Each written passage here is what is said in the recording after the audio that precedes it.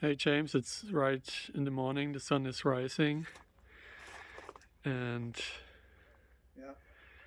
I wanted to talk with you about the topic on, Something you didn't get about. yeah, it goes over my head. So when I'm doing my Oh, sadhana, you mean the Advaita Shuffle? oh yeah, that one, that too, yeah, That's the one that goes over your head. yeah, Yeah. Advaita Shuffle is just the ego using the idea of non-duality to not look at its own stuff. right, That's denial, in other words. yeah, The Advaita Shuffle is denying the fact that you're actually an ego. You think you're actually, you think your ego is you, and you think that ego is real, and you're denying that you're that person that you think you are, and you're claiming that you're the self, the Advaita, the one non-dual self. You are every, whatever, however you see that, to avoid looking at your issues. well, that part I understand, Yeah. but then there's another side of it, namely that part in Vedanta you say you don't do the sadhana, it's not you doing the sadhana, it's Ishwara doing it. Well, that's right. You see, like if you think you are a doer, if you think you're doing something in life, then you need to do karma yoga to get your mind sattvic enough to understand what Ishwara is. Once you get sattvic enough, then you understand Ishwara, and you discover that Ishwara is doing everything. What does Ishwara mean? Ishwara means the total field of energy or act of objects, events, however you want to look at it, that are required to produce a single action. Nothing here acts without the conspiracy of all the objects that are existence in the field of action. If you take one object, one essential object out of the field of action, the whole world collapses, because the world is only in your mind. And Ishwara is the part of you that generates your thoughts and feelings. Now, if Ishwara is generating your thoughts and feelings, you don't have to worry about action, and you don't have to worry about emotion, and you don't have to worry about your thoughts and your feelings, because Ishwara is already in control of it. Ishwara is the controller, regulator, and governor of what? Of everything that takes place outside and inside you. So then what do? You let Ishwara do your sadhana. You means who?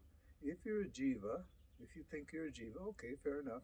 Then you let Ishwara, you surrender everything to Ishwara, and you relax and you enjoy. You're a karma yogi, but that's as good as a jnana yogi. Because what? Because you let Ishwara do everything for you. And if you're the self, you have no control over the field of action anyway. And you wouldn't want to act because you know you're whole and complete and you can't gain anything through action. So Ishwara is that factor inside you awareness.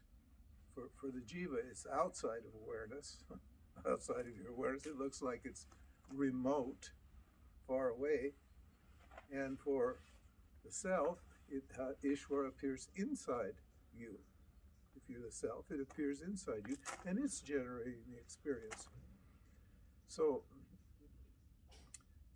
surrender is just knowing that whatever happens doesn't belong to me. I didn't create anything here. I didn't destroy anything here. Ishwara just generates, creates, maintains, and destroys everything. So I relax. As a self, I'm naturally relaxed. That's called sahaja samadhi. And as a jiva, I relax. Why? because I know that Ishwara is doing everything. That's Jnana Yoga. When we do a practice like saying we are not, when we are practicing the knowledge, I'm not the changing part, I'm not the thing, I'm not that which changes. Is that's still from the Jiva perspective, or there the Jiva, the ego, is taking a stand in awareness. It's reminding itself that it's awareness. Okay. Now that process, that's a Jiva, that's Jnana Yoga. That's a Jiva that gaining access to its awareness simply by reminding, in other words, remembering what it is. Reminding means what? As soon as you think I'm the self, you go back to the self. Because you're the self to begin with. So you're erasing your own ignorance on the spot. Now you can use the Advaita Shuffle to claim you're the self, but that's not the point. It is the point at a certain point to claim that you're awareness. But on the other hand, if you are awareness, you wouldn't claim your awareness, would you? Because awareness doesn't. For awareness, there's nothing to claim.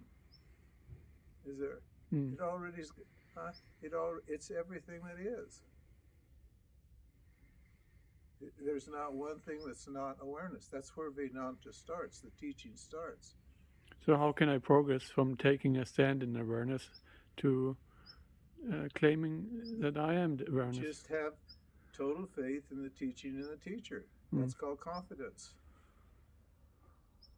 If you take the words of the scripture and the teacher literally, because those are not beliefs or opinions that belong to a person. That is why I'm attending your upcoming seminar. See, if you think I'm a person, then you're going to have a doubt. Where is this talk coming from? That Ramji, who is he? And you assume that I'm a person that has this knowledge. I don't have this knowledge. I don't want this knowledge. This knowledge all belongs to Ishwara. I just in a certain situation where there are people who want to know things, Ishwara speaks through me to them. So I don't have a problem.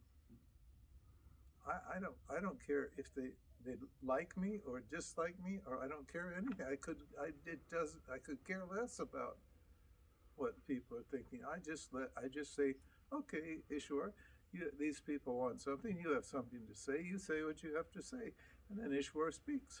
And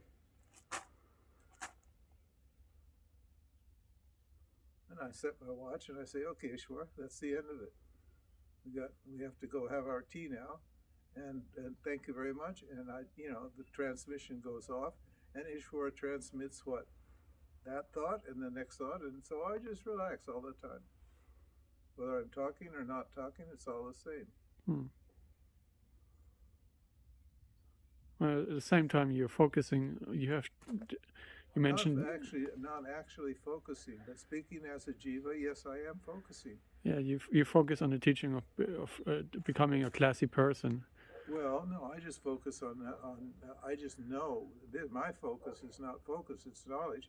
I just know I'm whole and complete. If you know something, you don't have to focus on it. Like you don't focus on your name is Georg. You don't focus on that. You just know you're Georg. So you don't even think about it throughout the day. If you're all alone here, you won't think I'm Georg, I'm Georg, I'm Georg. I have to say that over and over and over again.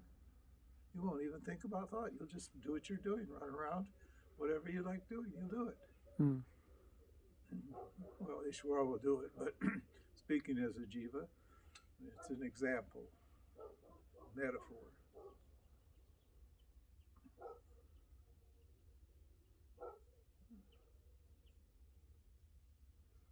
Well, so if I practice on the knowledge that I'm not the changing part, that is taking a stand in awareness, but if I claim that I am awareness, that is having full trust in the teaching and the teacher. Yeah, you can claim it. If somebody asks you, you can claim it.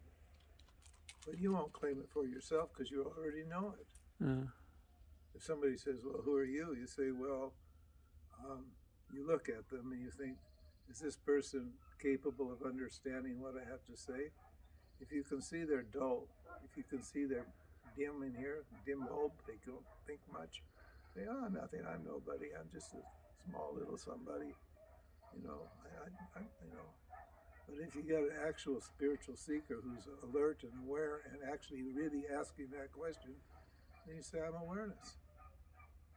Then, if they challenge you, then you've got all this logic and all this teachings to back you up. Yeah. Good. Yeah, okay. Time for breakfast. Okay. Thank you. Yeah,